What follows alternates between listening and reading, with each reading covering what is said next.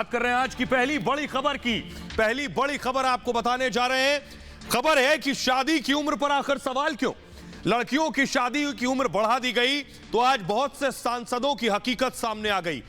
आइए अब आपको बताने जा रहे हैं, जरा ये रिपोर्ट देखिए कि आखिर लड़कियों की शादी पर सांसदों को ऐतराज क्यों है। देखिए रिपोर्ट।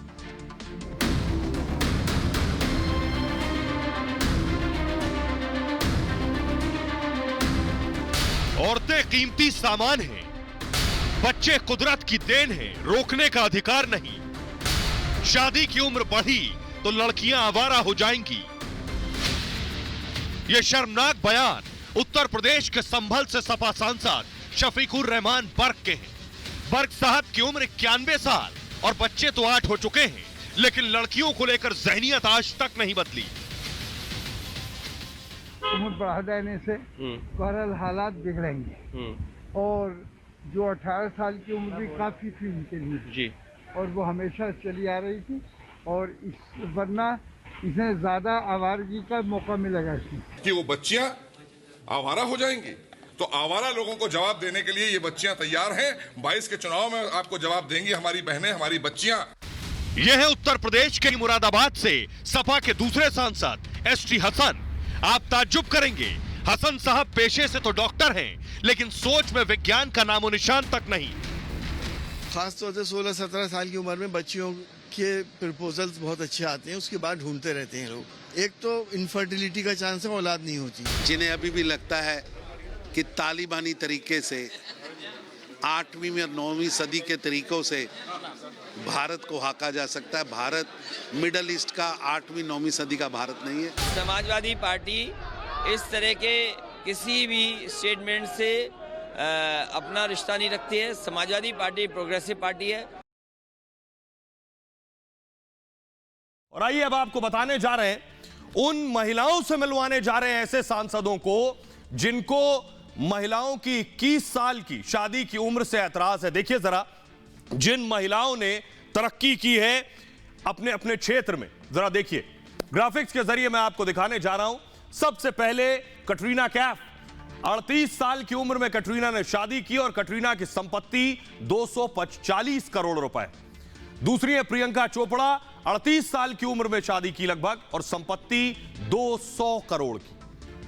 ऐश्वर्या राय 34 साल की उम्र में शादी की, संपत्ति लगभग 227 करोड़ की है। साइना नेहवाल 28 साल की उम्र में शादी की, संपत्ति उनकी 36 करोड़ रुपए।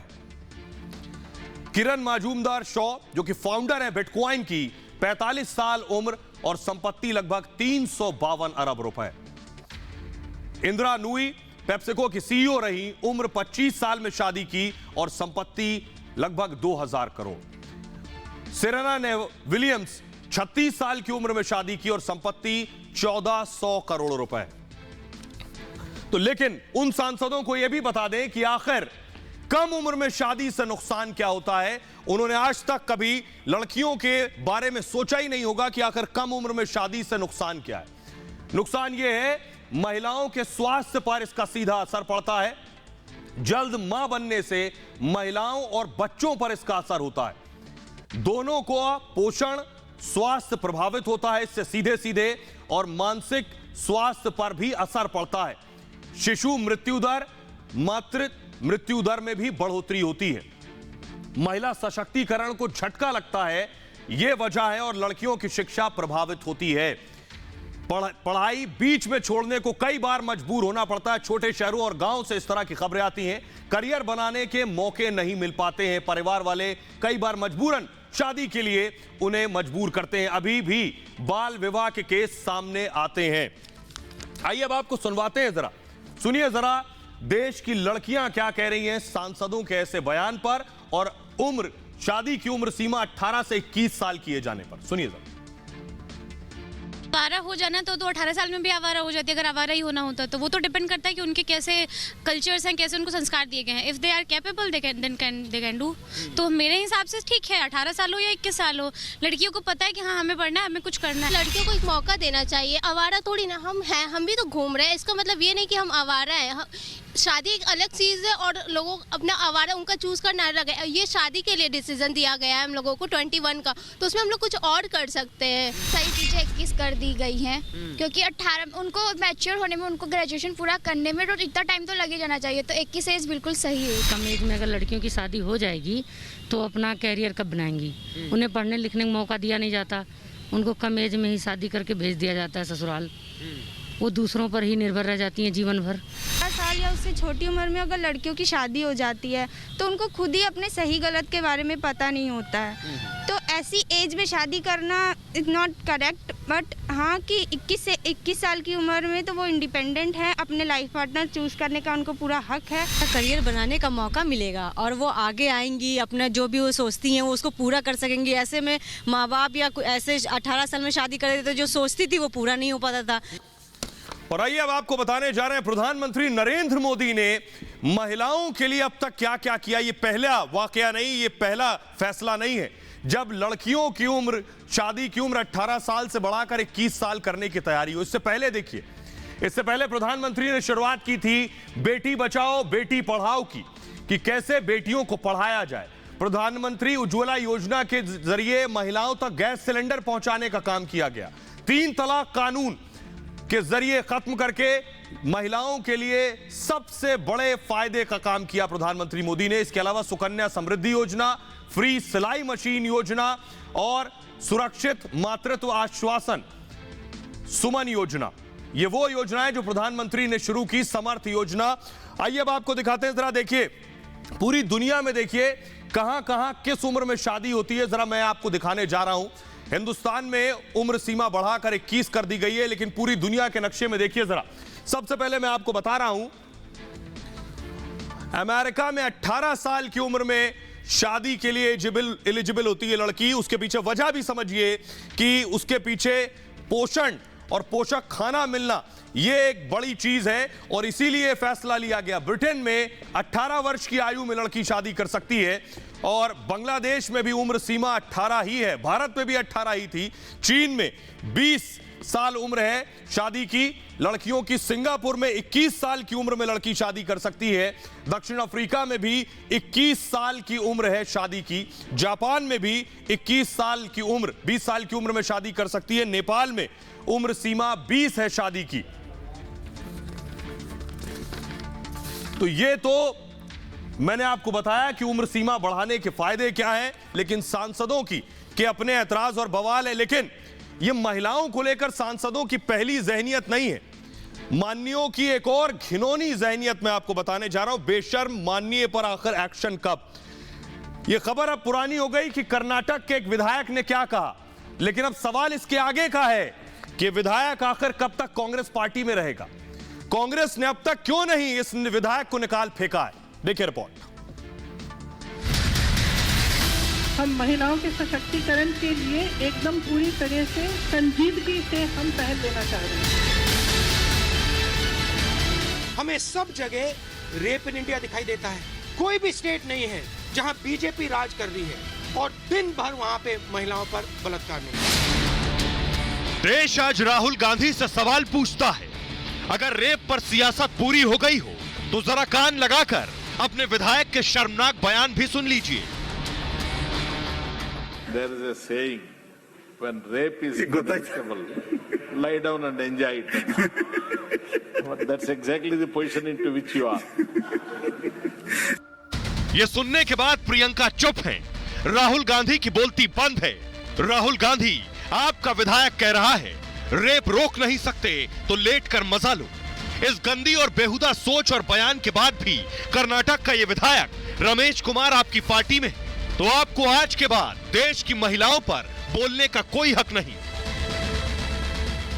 One of their representatives yesterday said and made remarks about women which need to be condemned by every public representative in Karnataka. Karnataka, if you truly believe in the cause of women, first stand here and denounce that legislator who says that if you are raped as a woman in this country, you should enjoy it. Those men who stand in this well today, go back to your political organization and first bring to justice such a man, and then we will see who speaks for women and children in this country. मुझे शर्म आती है कि ऐसे लोग, ऐसे सोच के लोग पार्लियामेंट में या असेंबली में बैठे हुए हैं। अब सोचिए जरा, उस कांग्रेस पार्टी की बात मैं कर रहा हूं जिसके बड़े बड़े नेता महिलाएं ही रही हैं। देखिए जरा, आपको दिखाने जा रहे हैं, देश की पहली महिला प्रधानमंत्री इंदिरा गांधी थी, कांग्रेस पार्टी से आती। उस कांग्रेस पार्टी के विधायक के बोल हैं। कांग्रेस पार्टी की अध्यक्ष भी रही इंदिरा गांधी। सोनिया गांधी की बात कीजिए, लंबे समय तक कांग्रेस की अध्यक्षा रही। 2004 से 14 तक सर्वाधिक शक्तिशाली महिलाओं में शुमार रही। 2010 में महिला आरक्षण बिल लाया गया कि महिलाओं के लिए आरक्षण लेकर आएंगे, लेकिन उस कांग्रेस पार्टी के विधायक के ऐसे शब्द हैं, निर्भया रेप कांड के बाद सख्त कानून भी बनाया।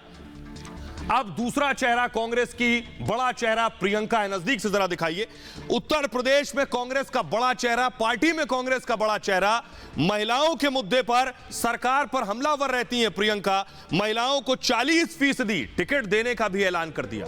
लेकिन सवाल इन महिलाओं से ही है, कांग्रेस पार्टी की, क्या ये अपने इस विधायक, बेशर्म विधायक को बाहर करेंगी? लेकिन दूसरी बड़ी बात यह, सियासत में ऐसे कई चेहरे पहले सामने आए जिन्होंने महिलाओं पर इस तरह की टिप्पणी की है, सदन के अंदर हो या सदन के बाहर, कि आखिर हकीकत क्या है आधी आबादी को लेकर, वो आपको बताने जा रहा हूं। ये कोई पहला बयान नहीं है, इससे पहले भी किस तरह के बयान आते हैं, सुनकर कोई भी शर्मसार हो जाए। आपको याद होगा मुलायम सिंह यादव को वो बयान कि लड़कों से गलती हो जाती है, इसके लिए मौत की सजा नहीं दी जाएगी। शरद यादव को बयान याद होगा, वोट की इज्जत बेटी की इज्जत से बड़ी है। सोचिए जरा, इससे पहले उन्होंने कहा था महिला आरक्षण से सिर्फ परकटी औरतों को फायदा होगा। इस तरह के शब्द एक माननीय के हो सकते हैं क्या? आजम खान ने कहा था, 17 दिन में ही पहचान गया था कि इनके अंदर के कपड़े का रंग क्या है। सोचिए, ये सांसद के बयान हो सकते हैं, ये उनके बयान हो सकते हैं जो सदनों में बैठते हैं। बुलंदशहर गैंगरेप पर कहीं विपक्षी साजिश तो नहीं है? सोचिए जरा, एक रेप को भी साजिश की नजर से देख रहे थे। बहरहाल अब जनता जवाब देगी ऐसे सांसदों को कि उनको सदन में बिठाना है या सदन के बाहर। आगे बढ़ते हैं, आज की अगली एक और बड़ी खबर है, लंगर नमाज और सुप्रीम कोर्ट। जी हां, गुरुग्राम में नमाज, खुले में नमाज को लेकर कुछ इस तरह से नमाज हुआ करती थी गुरुग्राम में, इस तरह की नमाज पर बवाल शुरू हुआ। दूसरी तस्वीर मैं दिखाऊंगा जरा, ये देखिए एम्बियंस के साथ अगर मैं दिखाऊं, नमाज पर बवाल शुरू हुआ और इस बवाल के बाद खुले में नमाज पर प्रतिबंध लगा दिया गया। लेकिन तीसरी तस्वीर मैं दिखा रहा हूं, जिस जगह पर नमाज होती थी वहां भजन कीर्तन और लंगर शुरू हो गया है। तो ये मामला खत्म होने के बजाय और बढ़ता जा रहा है। देखिए जरा रिपोर्ट।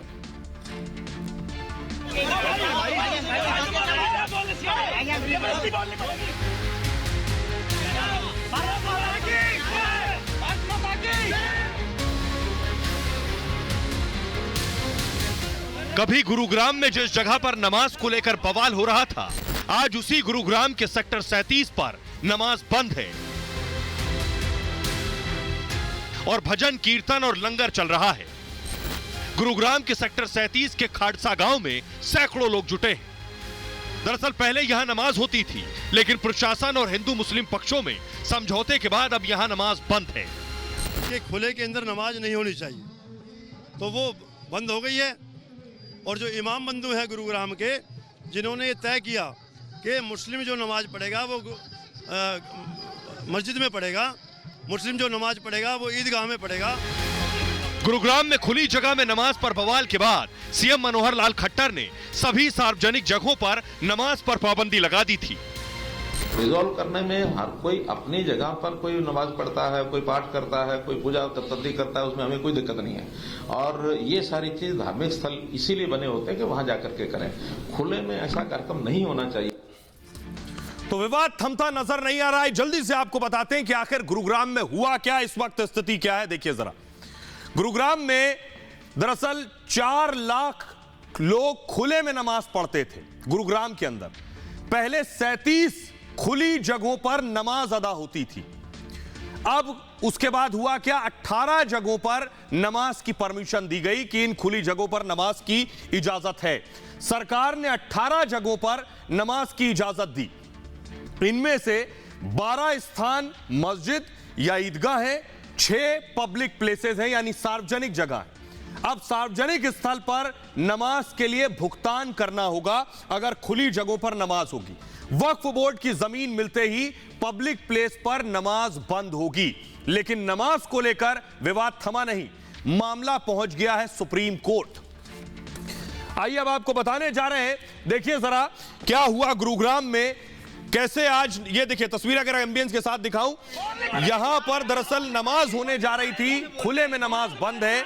उसके बाद कुछ संगठन के लोग पहुंच गए और जो लोग नमाज पढ़ना चाह रहे थे उनसे भारत माता की जय के नारे लगवाए, उसके बाद नमाज पढ़ने की इजाजत दी। सुनिए जरा।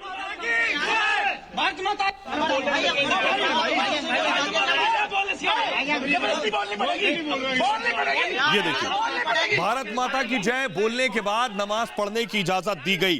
दूसरी तस्वीर में दिखाऊंगा, लेकिन यह मामला यहां शांत नहीं हो रहा, यह मामला बढ़ गया। पूर्व सांसद राज्यसभा के मोहम्मद अदीब इस मामले को लेकर सुप्रीम कोर्ट पहुंच गए हैं। सुप्रीम कोर्ट में अब यह मामला है। आइए आपको बताने जा रहे हैं कोर्ट में क्या हुआ। देखिए जरा, कोर्ट में यह मामला पहुंच गया है। गुरुग्राम नमाज विवाद पर सुप्रीम कोर्ट अब सुनवाई करेगा। दरअसल पूर्व सांसद, राज्यसभा के पूर्व सांसद मोहम्मद अदीब ने सुप्रीम कोर्ट में अर्जी दाखिल की है।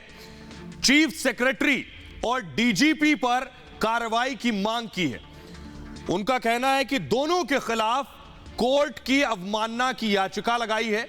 उनका कहना है कि कोर्ट की अवमानना हुई है, दोनों पर सुप्रीम कोर्ट की गाइडलाइंस की अवहेलना का आरोप लगाया है उन्होंने। खुले में नमाज के दौरान सुरक्षा नहीं देने का इल्जाम है प्रशासन पर। नफरत फैलाने वालों पर बंदिश नहीं लगाने का आरोप लगाया है इन्होंने।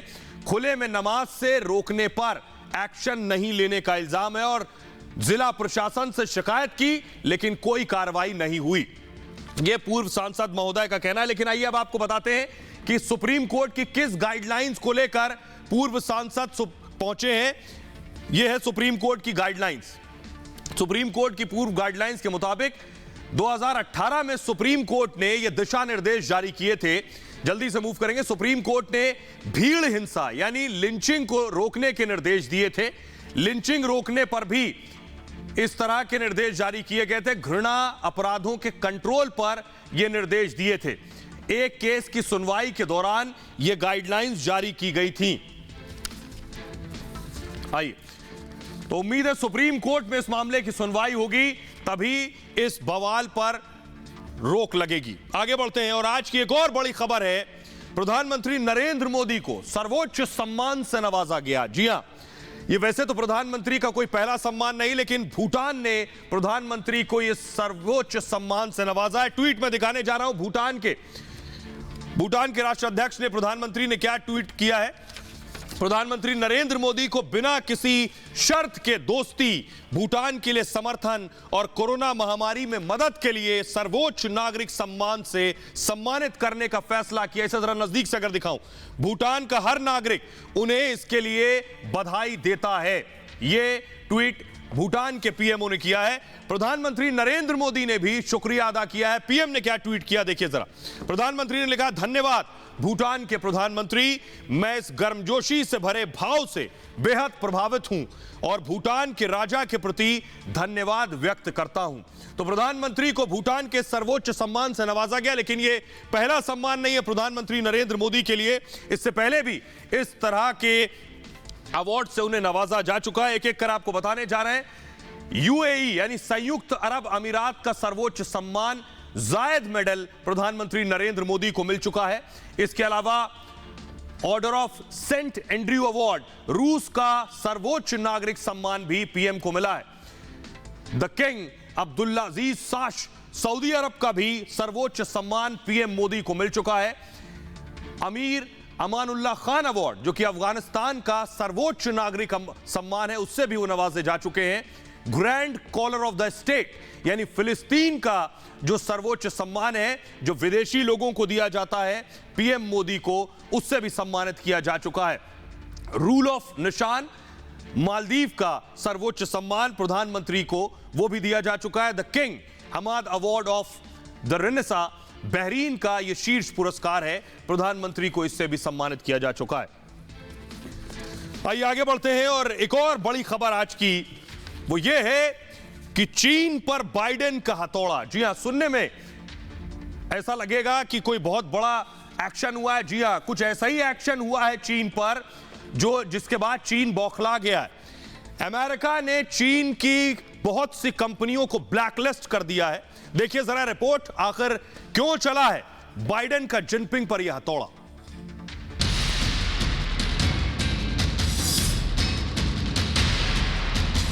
चीन पर अमेरिका का हथौड़ा, जिनपिंग को बाइडेन का कड़ा जवाब। चीन की कंपनियों को कर दिया ब्लैकलिस्ट। उइगर मुसलमानों से क्रूरता पर सख्त हुए बाइडेन। चीन के जिस शहर शिनजियांग में उइगर मुसलमानों पर अत्याचार की सारी हदें पार कर दी जाती हैं, वहां से आने वाले सामान पर अमेरिका ने रोक लगा दी है और इसके लिए बाकायदा अमेरिकी सीनेट में एक कानून पारित किया गया है, जिसके तहत शिनजियांग की कंपनियों से आने वाले सामान पर तब तक रोक रहेगी जब तक कंपनियां यह साबित न कर दें कि सामान बनाने के लिए जबरन मजदूरी नहीं कराई गई है। बाइडेन के आर्थिक हथौड़े के बाद जिनपिंग का प्रशासन बौखला गया है और चीन के विदेश मंत्रालय की तरफ से एक बयान में कहा गया है कि वो अमेरिका के प्रतिबंधों की निंदा करता है और लगाए गए प्रतिबंधों को खारिज कर दिया। साथ ही चीन ने अमेरिका को गलती सुधारने की भी हिदायत दी है और अमेरिका पर चीन को बदनाम करने का आरोप लगाया है। आइए अब आपको बताने जा रहे हैं ये उइगर मुसलमान जो चीन के शिनजियांग प्रांत में रहते हैं। देखिए जरा उनके साथ क्या करता है चीन। ये तस्वीरें हमें दिखा रहा हूं। चीन के शिनजियांग प्रांत में उइगर रहते हैं। चीन इनके ऊपर अत्याचार करता है और चीन को ये देखिए जरा किस तरह से आंखों पर इनके पट्टी बांध दी जाती है। तस्वीरें देख रहे हैं आप, पट्टी बांधकर बाकायदा इन्हें, फुल स्क्रीन जरा मैं दिखाऊं इन तस्वीरों को, इन उइगर मुसलमानों पर अमानवीय व्यवहार करता है चीन। इनको बाकायदा कैंप्स में ठूस दिया जाता है, इनके ऊपर कड़ी निगरानी रखी जाती है, इनसे जबरन काम कराया जाता है, इनके ऊपर अत्याचार किए जाते हैं, अमानवीय व्यवहार होता है। और यही वजह है ये जो मानवाधिकारों का उल्लंघन उइगर मुसलमानों पर चीन कर रहा है, इसके बाद अमेरिका ने एक्शन लिया है। देखिए जरा तस्वीरें। और इस उइगर मुसलमानों पर चीन के अत्याचार पर इमरान खान खामोश रहते हैं। क्यों? क्योंकि इमरान खान चीन से पैसा लेकर अपना देश चला रहे हैं।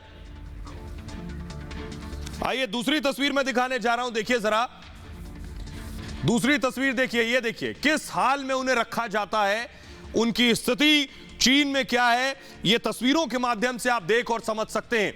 उनके साथ न सिर्फ अत्याचार होता है बल्कि उन्हें जबरदस्ती काम भी करवाया जाता है, उन्हें फैक्ट्रियों में जबरदस्ती काम कराया जाता है, प्रशासन उनके खिलाफ अत्याचार करता है। और अमेरिका ने उन कंपनियों को ब्लैकलिस्ट किया है जिन पर यह आरोप था कि वो जबरन उइगर मुसलमानों से काम करवा रहे हैं। अब अमेरिका ने शर्त रखी है कि आप पहले यह सबूत दीजिए कि आपने अपनी कंपनी में उइगर मुसलमानों से जबरदस्ती काम नहीं कराया है, तभी आपको जो काली सूची में जिन कंपनियों को डाला गया है तभी उन्हें दूसरी सूची में डाला जाएगा।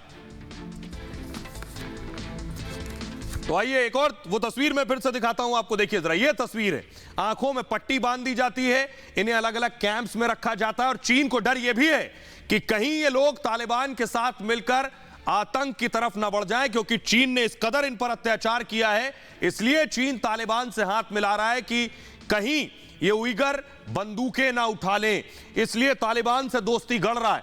यह हकीकत है कि उइगर मुसलमानों पर इमरान खान चुप रहते हैं। उनसे जब सवाल किया जाता है कि आप बाकी दुनिया के मुसलमानों के ठेकेदार बनते हैं लेकिन उइगर पर खामोश रहते हैं, तो इमरान इस पर बोलने से हमेशा बचते आए हैं। यह इमरान खान की हकीकत।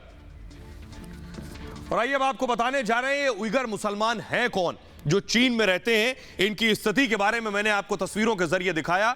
देखिए जरा, यह हकीकत चीन में यह अल्पसंख्यक समुदाय है उइगर मुसलमानों का।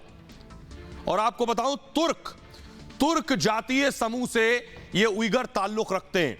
लंबे वक्त से इनका शोषण होता आया है, इन पर अत्याचार होते आए हैं और जिनपिंग के आने के बाद ये और ज्यादा बढ़ गए हैं। आपको बताऊं, 11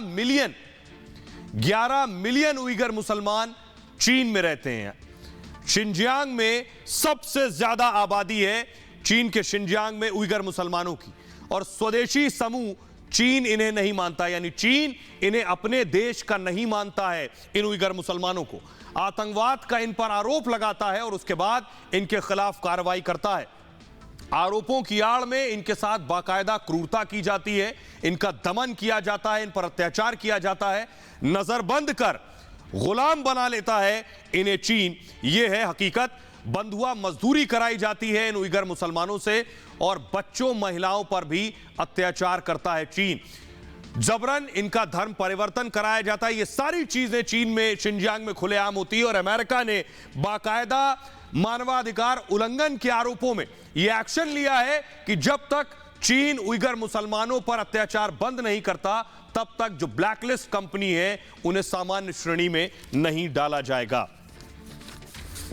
बहरहाल ये भारत की बात है। मैं इतना ही। अपना बहुत ख्याल रखिए। एक छोटे से ब्रेक के लिए रुक रहे हैं, लौट रहे हैं कुछ और बड़ी खबरों के साथ।